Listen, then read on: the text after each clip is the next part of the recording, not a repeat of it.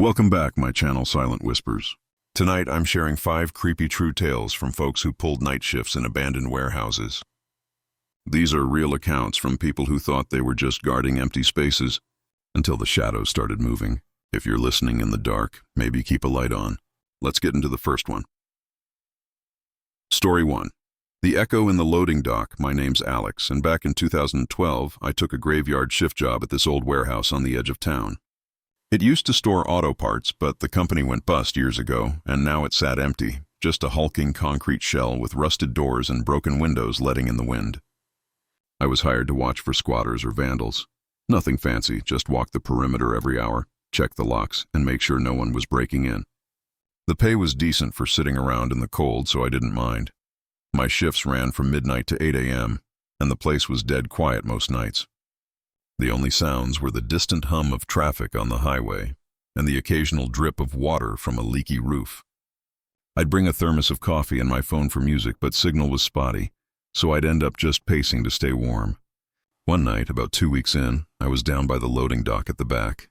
It's this wide bay with massive roll-up doors, all chained shut, and a faint smell of oil and mold hanging in the air.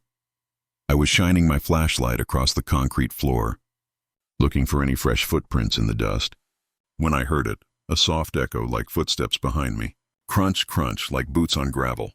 I froze, figuring maybe a raccoon or something had snuck in. But when I swung the light around, nothing. Just shadows stretching from the stacked pallets that hadn't been moved in years. I called out, "Hey, who's there?" My voice bounced off the walls louder than I meant. Silence. I shook it off and kept walking. An hour later, back at the dock for my next check, it happened again. Crunch, crunch, closer this time, right at the edge of my beam. Heart pounding, I whipped around, and there it was. A single footprint in the dust, fresh, about my size, pointing away from me like someone had just stepped into the dark. I hadn't made it. I was standing still. The air felt thicker, colder, like someone had cracked a window in a sealed room.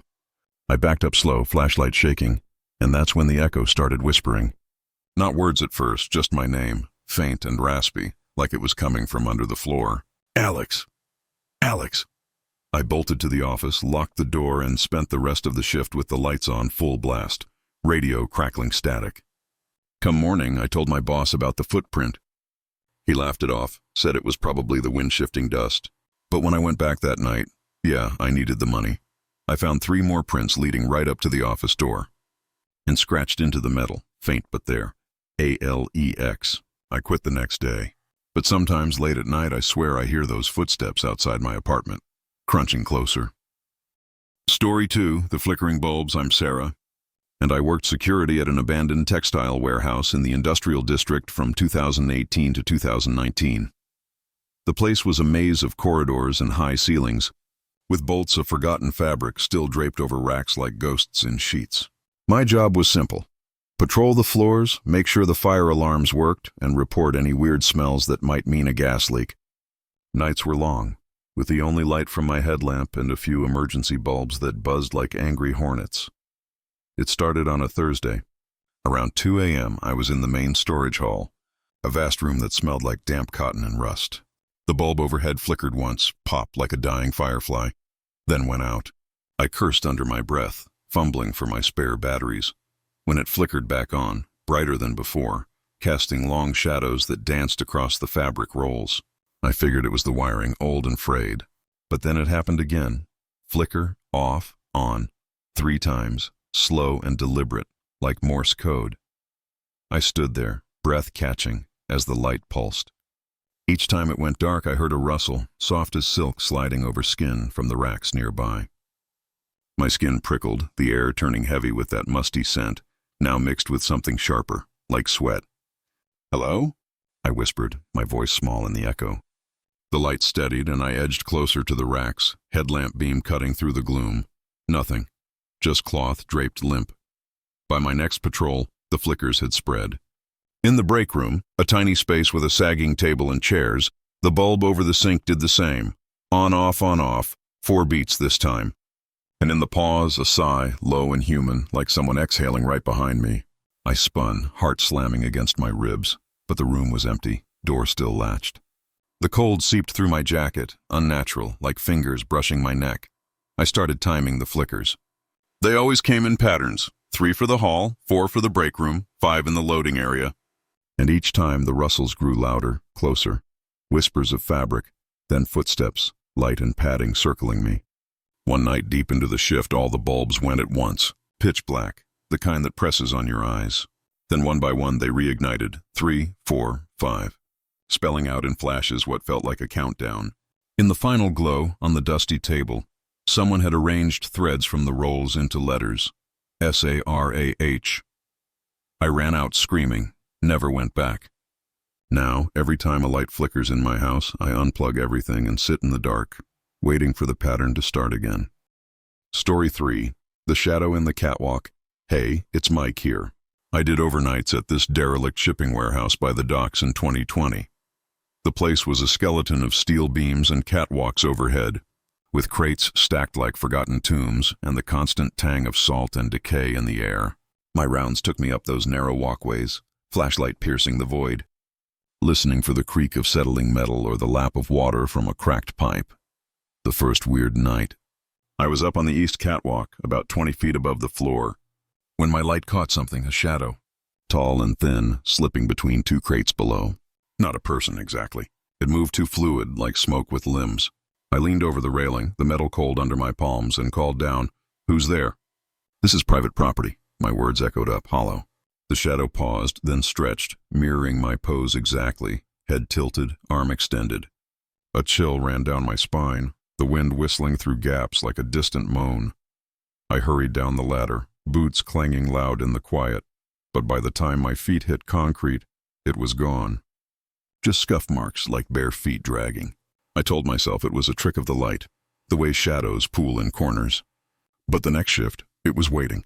Up on the west catwalk this time, I saw it below again, pacing slow, head swiveling as if listening. When I gripped the rail, it gripped something too, an invisible edge, mimicking every shift of my weight. The air grew thick, charged, with a faint scrape, like nails on wood following my steps. Nights blurred after that. It was always there, one level below or across the hall, copying me. If I stopped to tie my shoe, it crouched. If I checked a door, it rattled one too. The sounds built, scrapes turning to breaths, ragged and close, syncing with mine. One storm-lashed evening, lightning flashed through broken windows, and in that blue-white burst, I saw its face, mine but twisted, eyes hollow black. It waved, slow and inviting, from the catwalk opposite. I backed away, slipped on wet grating and fell, crashing down, ribs cracking on impact. I woke in the hospital, told the docs it was an accident, but the warehouse fired me anyway. Thing is, in mirrors now, sometimes my reflection lags, waving when I don't. Story 4, The Message in the Dust. This is from Jenna, who guarded an old electronics warehouse on the outskirts in 2021. It was a sprawling beast of conveyor belts frozen mid-motion and shelves sagging under dusty circuit boards, the air humming with static and the faint buzz of trapped flies. Her patrols involved wiping down panels for maintenance, but really, it was just to keep her moving in the chill. It began innocently. During a sweep of the assembly line, she noticed shapes in the dust on a workbench, lines, like someone had dragged a finger through it. Not random. They formed a J, shaky but clear. She laughed it off, smudged it away, thinking maybe a bird had flown in. But that night, around 4 a.m., the shapes returned. J.E. on the same bench, fresh as if drawn minutes ago. The room felt off, warmer in spots with a low vibration underfoot, like machinery idling far below.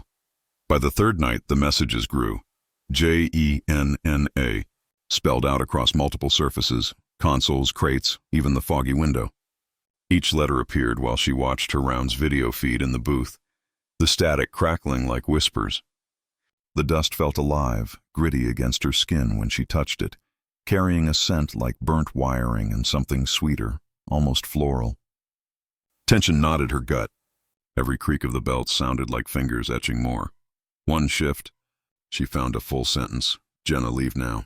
Scrawled huge on the main floor, letters 3 feet tall, dust swirling like it was breathing. Panic clawed her throat. The air turned electric, sparks jumping from outlets, and in the hum she heard her name, repeated soft and urgent. She grabbed her bag, fled to the exit, but the door stuck, dust piling against it from inside, forming her initials again. She kicked it open, ran into the rain, quit on the spot. Weeks later, cleaning her car, she found dust in the vents, shaping a final warning. Too late. And every night since, she wakes to that hum, feeling the grit under her nails. Story 5. The Breath in the Vents. Last one tonight. From Tyler, who pulled shifts at a canned goods warehouse abandoned since the 90s. Echoing halls lined with rusted shelves, the floor sticky with spilled syrup long dried, and vents overhead groaning like old lungs. He checked those ducts for blockages, flashlight probing the black maws, the air inside stale and metallic. First anomaly, a breath, slow and deep, puffing from a vent in the north aisle. He paused, ear close, misting the grill with his own exhale for comparison. It matched, inhale, hold, exhale, rhythmic, human. The cold draft carried a warmth on the outbreath, like body heat, and a whisper of fabric rustled deep inside. He backed away, pulse thumping, telling himself it was wind through cracks. But it followed. In the south wing, another vent. Same breath, synced to his steps, closer, wetter, like someone panting from effort. The warehouse shrank around him, shadows thickening, the sticky floor tugging at his boots like it wanted to hold him. Sounds layered, breaths multiplying, some shallow and quick, others labored, all converging as he neared the central hub. Midshift one night, all vents wheezed at once, a chorus of lungs filling the space, hot gusts brushing his face from every direction. He crouched in the hub, back to a shelf, flashlight wild, beams catching motes swirling like breath clouds. Then from the main vent above, a hand, pale, fingers curling out, veins pulsing, reaching. It withdrew slow, but the breathing didn't stop. It deepened, intimate, right in his ear. He sprinted out, left his gear behind. Cops found nothing when they checked. But Tyler swears the breath started again weeks later in his basement vents, growing hungrier each night, waiting for him to get close. Which story scared you the most? Comment below and subscribe for more true horror stories. Stay safe out there.